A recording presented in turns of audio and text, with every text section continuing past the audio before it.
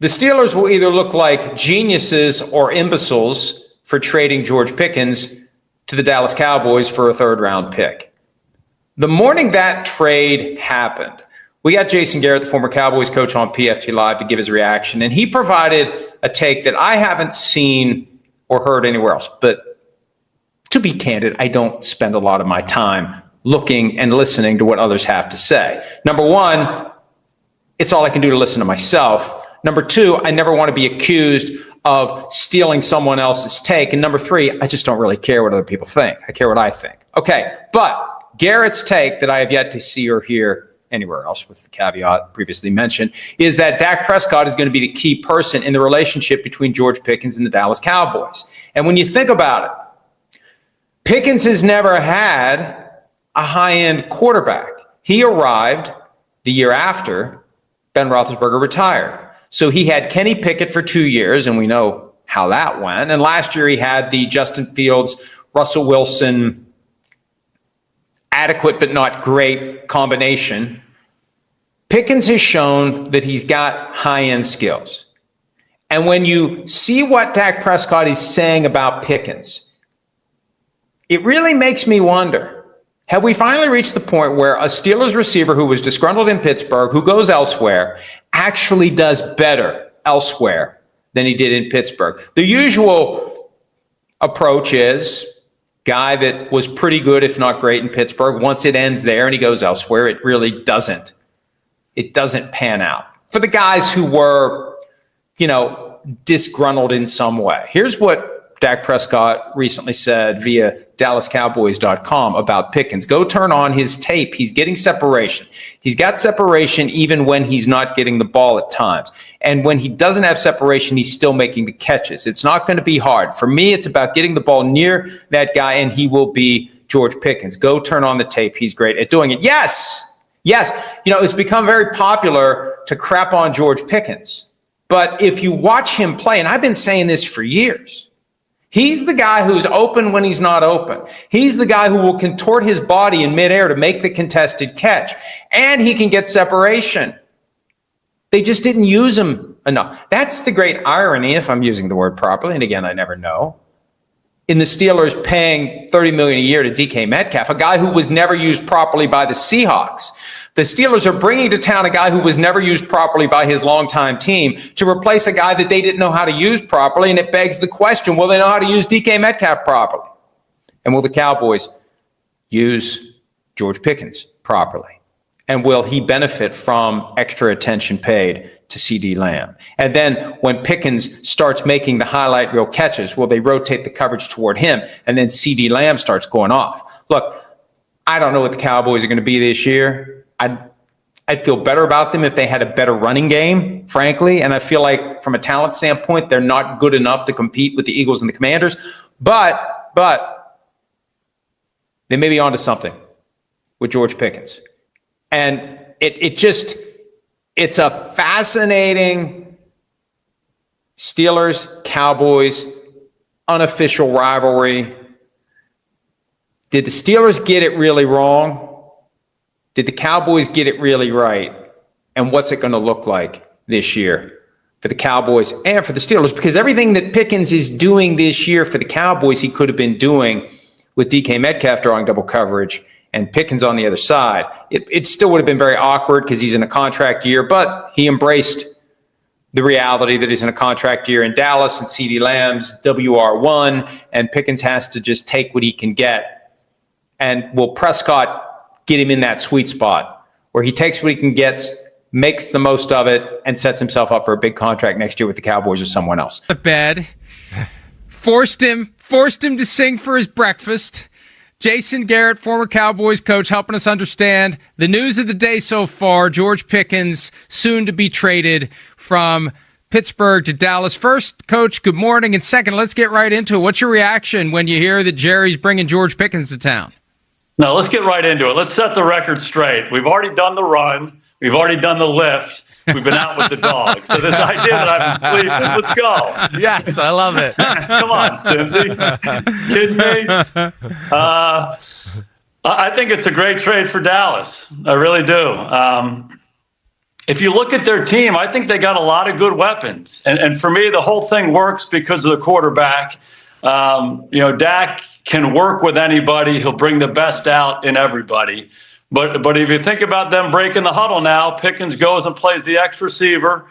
You move CD Lamb around. He can be your F, your inside guy. He can be your Z. He's going to be your motion guy. He's so good at that. Love the tight end. They're building the offensive line. There's a lot of really good things going on. But again, for me, it always goes back to Dak. He's the guy that's going to run the show. He's going to make all the different pieces work together for them. And I think they have the right mentality. They're trying to reestablish the line of scrimmage, run the football. They've used a lot of resources up front. And so when you do that and you add some weapons outside, those weapons are going to get a lot of single coverage, and Pickens and Lamb can take advantage of it. First off, I'm glad you set the record straight. I know. I mean, you're a ex-head coach in the NFL, Mike. They're up early. They don't even know what to do with themselves. So I know he was up training, getting after it. I'm with you, JG, in the fact that Dallas has got sneaky talent. I kind of was just saying that to Mike on both sides of the ball, where you go, I think people are sleeping on them a little bit. But the thing I ask you, right, there's all the questions with George Pickens and the personality and the contract and, oh, no, Pittsburgh can't handle him. How do you think, I don't think anybody could talk about this person better than you, how do you think Jerry Jones views it, getting him in? We'll deal with the personality and some of the things that have been, talked about off the field as a distraction a little bit. Well, I want to get to that, but I want to say something quickly. Yeah. What you said at the outset, sneaky talent. In Dallas, it's a high-profile organization. So what happens is everybody goes to the extreme. When they're really good, they have the best talent on the planet. No team has ever been. It's the greatest collection of players in the history because they're on TV, national TV, 13 out of 16 weeks. Everybody goes to the Pro Bowl, all of that. So it gets extreme that way. And then when they lose, they got nobody. And like a lot of things in life, it's in the middle. It's not quite as extreme when it's really good, and it's certainly not as bad as people are making it seem. If you just pull back and say, what do they have there? There are good pieces, and it starts with the quarterback. I do think the running back thing is still a question for them, but they're a talented team. They're not the most talented team in the league, but they're certainly not the least talented team. There's a lot to work with there. In regards to the Jerry question, this is the kind of guy that Jerry Jones loves. Jerry Jones loves the George Pickens. He loves the guy who's talented, maybe troubled somewhere else. We can try to create the right environment for him and get the most out of him. That's why the Cowboys through the years have picked a lot of guys that were deemed to be first-round talent in the second round. Maybe they had an injury. Maybe they had a character flaw. Let's give this guy a chance and see if we can get the best out of him. Sometimes it works. Sometimes it doesn't. I think a lot has to do with the environment around the guy at the time. I felt like when I was the head coach there, we drafted a lot of really, really good players who are also great people. Tyron Smith, Travis Frederick, Zach Martin, Dak Prescott, these kinds of guys, they could help you absorb maybe a couple of these guys that weren't quite the character guy that you want. They weren't the Boy Scout necessarily. But when you have a lot of other great people around them who kind of show them the way, they stick out like a sore thumb if they start doing the other stuff. And oftentimes that can help them change their ways. So I think Jerry's probably feels like this is an environment where they can do that. And they see the talent and they see how we can help the offense. So they say, let's take a shot. There's a wrinkle here, though, Coach, I'm fascinated by, because we've seen a history of the Pittsburgh Steelers trading away malcontent receivers and it not necessarily working out for the new team. And those are guys where, for the most part, Mike Tomlin was able to keep things under control. With Pickens, there have been flashes, and Tomlin at times has been beside himself. If you're in the room with Jerry for something like this, so you're pointing out, hey, look, Tomlin's the master at keeping these guys on the right track, and we've seen some wobbling here with George Pickens. We may be getting ourselves into a potential problem with this guy. That's why it goes back to the quarterback for me, because the quarterback's the guy who has to develop the relationship with. He's the guy who's going to spend the most time with. And so he understands, Pickens knows that if I develop a relationship with Dak, he's going to throw me the ball. I'm going to have a lot of success, all of that. And I think Dak fully understands that. And I think that's the key relationship here.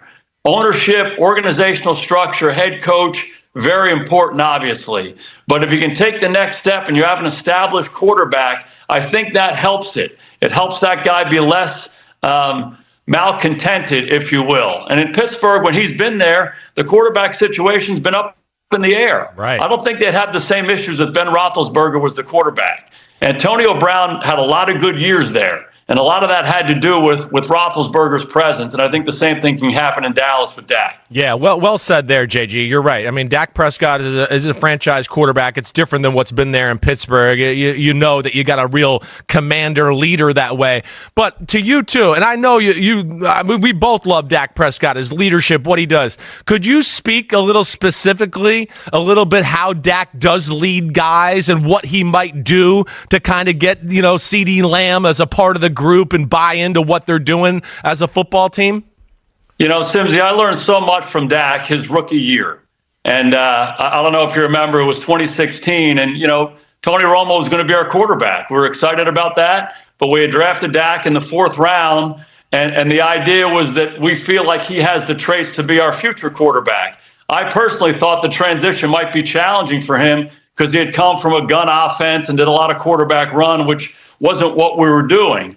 But we found out early on that he was picking things up. He was an incredibly coachable guy. But then he gets the opportunity to play because Tony gets hurt. Kellen Moore was another one of our backups. He got hurt. So Dak's thrust into it. And it was amazing how well the team responded to him. And I asked him about it halfway through the season. I think we were 9-1 at the time.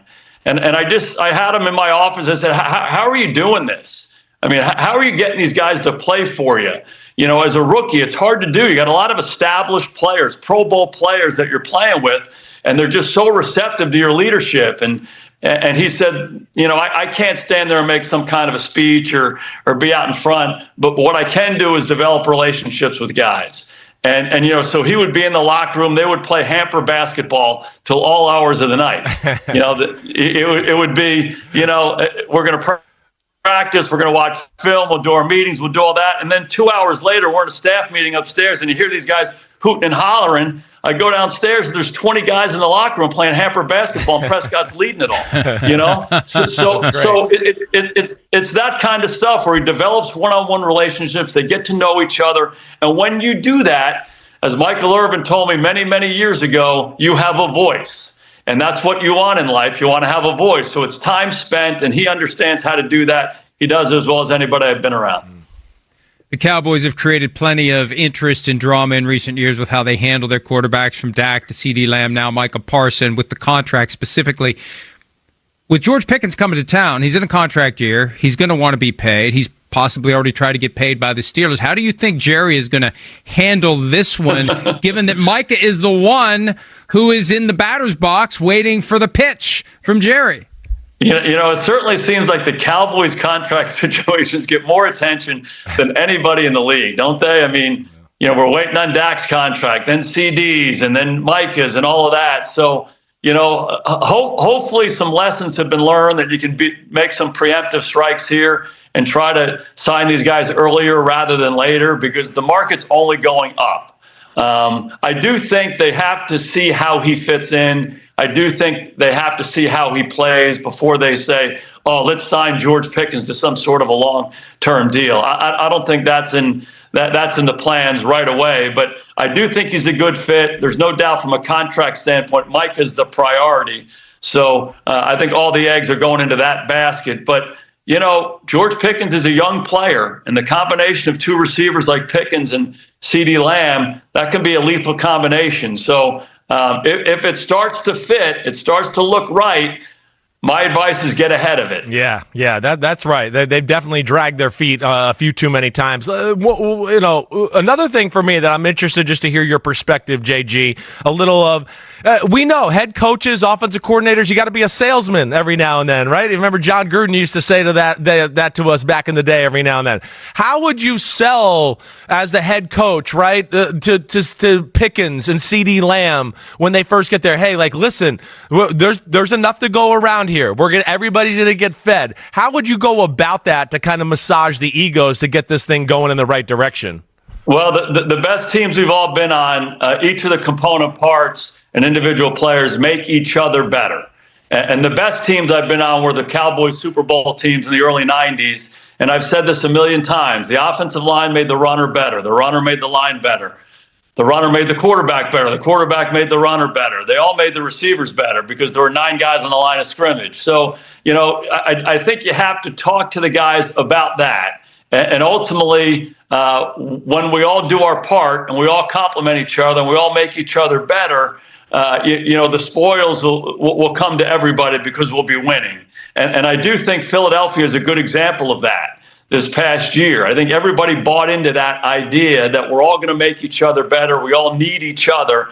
And we might not all have these gaudy statistics where we're catching 110 balls, but I'd rather catch 80 for 1,100 and 10 touchdowns and go win the NFC East and go have a chance to go to the NFC Championship game than catch 110 right. and not have those same opportunities. So, I don't like the word salesman. I believe in the word preaching. It's something that you preach as a coach every single day. And the best coaches I've been around preached it a lot and everybody bought into it. The issue, though, is you have to win. Because if you're not winning and you're preaching this and everybody's being selfless and sharing and doing all that, and you're not having the success, all of a sudden it becomes a harder thing to sell and to preach. So I do think they'll all make each other better. The biggest part of this thing is when one guy gets attention, if they're all giving CeeDee Lamb attention, that guy over there Pickens, he's going to be by himself. Right. And now you got to earn it. It's one-on-one. And conversely, if they're rolling over there, CeeDee's going to be by himself. And that's why it's so important to run the football. Because if you can run the ball, all of a sudden, all these opportunities open up for these guys. So it all fits together, but I do think it's important to preach the right things about team. It's not about your individual statistics, it's about us winning. And if you got the right kind of guys, that's an easier thing to preach.